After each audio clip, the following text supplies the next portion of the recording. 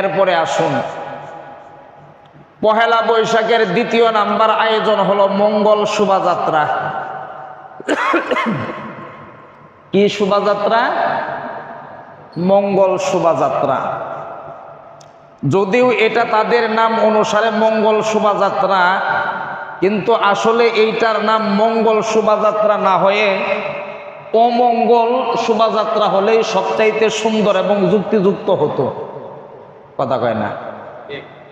যেটার নাম তারা মঙ্গল শোভাযাত্রা দিয়েছে, এটার নাম মঙ্গল শোভাযাত্রা না দিয়ে অমঙ্গল যাত্রা দিলে সবচাইতে সুন্দর এবং সবচাইতে যুক্তিযুক্ত হতো। কথা কন ঠিক কিনা? কেমনে? এখন আসুন, খুব কনসেপ্টটাকে ক্লিয়ার করে কথাগুলো বোঝার জন্য চেষ্টা করবেন।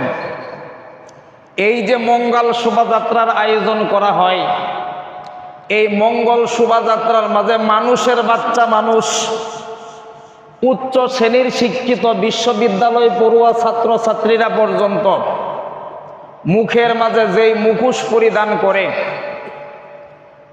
এই অনুষ্ঠান উদযাপন করার জন্য মুখের মাঝে তারা মুখোশ পরিধান করে।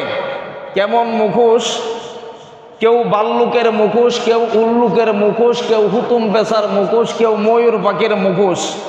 আপনারা হয়তো বিভিন্ন টেলিভিশন, পত্রপত্রিকা, ইউটিউব, ফেসবুক যোগাযোগ মাধ্যমে এইগুলির দৃশ্য কম বেশি দেখছেন কি দেখছেন না বলেন? পহেলা বৈশাখের মঙ্গল শোভাযাত্রার মাঝে এই জাতীয় মুখোশ যে ছেলে মেয়েরা পরিধান করে, দেখেন নাই? এরপরে এই সমস্ত ছেলে মেয়েগুলি হাতের মাঝে বিভিন্ন স্টিকার লাগায়, বিভিন্ন ধরনের ট্যাটু আঁকায়, বিভিন্ন ধরনের মুখোশ তারা পরিধান করে। এর সাথে ইসলামের কোনো সম্পর্ক আছে? আরো জোরে বলেন, আছে? এরপরে আসুন প্রিয় ভাইয়েরা, এরপর তারা মঙ্গল শোভাযাত্রা যখন শুরু করে, সেইখানে লক্ষ্য করে দেখবেন বিশাল বড় এক হুতুম বেচা এবং বিভিন্ন ধরনের প্রাণী ইত্যাদিকে সামনে নিয়ে, তারপর একটা ব্যানার সামনে দিয়ে, তারপর মিছিল নিয়ে তারা বের হয়। ওই মিছিলের মাঝে ডাক ডুলুকও থাকে, গান বাজনাও থাকে, তারপরে হারমোনিয়াম ইত্যাদি নৃত্য, এই সব কিছুর আয়োজনে হুতুম পেশাকে সামনে নিয়ে বর্ণাঢ্য রেলি মঙ্গল শোভাযাত্রা নামে বের হয়। কথা বলেন ঠিক কিনা? এখন আসুন প্রিয় ভাইয়েরা, এই যে বিভিন্ন মূর্তি, বিভিন্ন ভাস্কর্য, বিভিন্ন উল্লুক বাল্লুক, হুতুম পেশার মুখোশ আর ছবি ইত্যাদির সাথে ইসলামের কোনো সমর্থন আছে? এরপরে আসুন, কনসেপ্ট ক্লিয়ার করে কথা বুঝবেন ইনশাআল্লাহ। প্রিয় ভাইয়েরা আমার, আমরা মোটামুটি অনেকেই জানি এবং দেখছি বা এই ব্যাপারে মোটামুটি অভিজ্ঞতা আছে। হিন্দু ধর্মাবলম্বীদের সবচাইতে বড় যেই উৎসব, তার নাম হলো দুর্গা পূজা। এই দুর্গা পূজার মাঝে টানা কয়েকদিন পর্যন্ত গান বাজনা, নৃত্য ইত্যাদির আয়োজন করা হয় কি হয় না?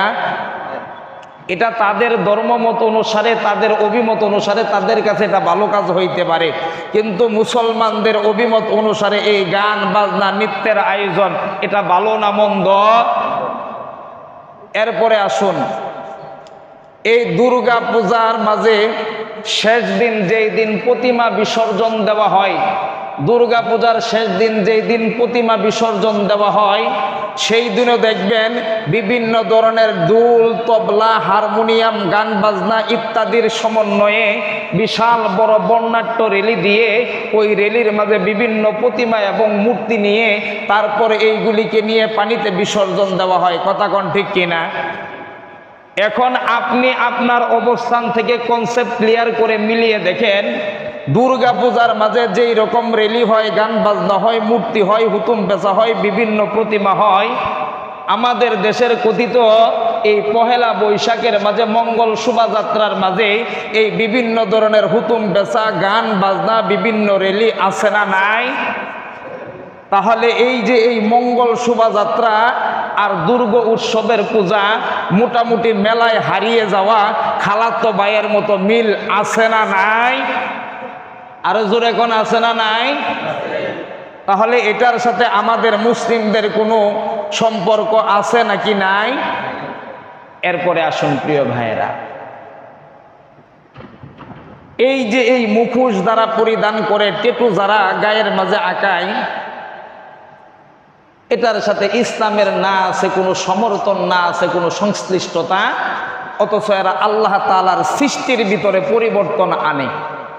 অথচ আল্লাহ তাআলা পবিত্র কোরআনুল কারীমের সূরাতুত তিন, পবিত্র কোরআনুল কারীমের 30 নম্বর পারা 95 নম্বর সূরা সূরাতুত তিনের 4 নম্বর আয়াতে আল্লাহ তাআলা ইরশাদ করেছেন, লাকাদ খালাকনাল ইনসানা ফি আহসানি তাকওয়ীম,